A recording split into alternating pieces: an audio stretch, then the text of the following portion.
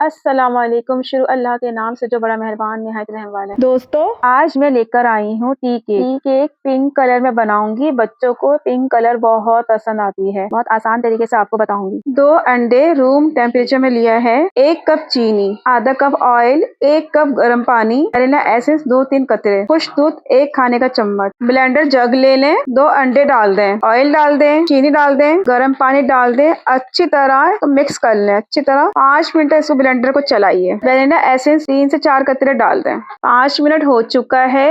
अब बाउल ले लें, बाउल में सब चीजें डाल दें। 2 कप मैदा लिया है, अच्छी तरह छान लिया है। 1 चाय का चम्मच बेकिंग पाउडर लिया है, 1/4 चम्मच बेकिंग सोडा लिया है, 1 पिंच नमक लिया है, अच्छी तरह छान लिया है। 1 कप चीनी लिया है, उसी कप से 2 कप मैदा लिया है। बाउल में डाल दें, अच्छी तरह से मैदे को थोड़ा थोड़ा डालकर अच्छी तरह मिक्स कर लें। 1 चाय का चम्मच खुश्क दूध लिया है, वो भी डाल दें, अच्छी तरह मिक्स कर लें। मैंने पिंक कलर 3 से 4 ड्रॉप डाला है। आप चाहे कोई और भी कलर डाल सकते हैं, आप कलर को स्किप भी कर सकते हैं। अच्छी तरह मिक्स कर लें, टैप कर लें।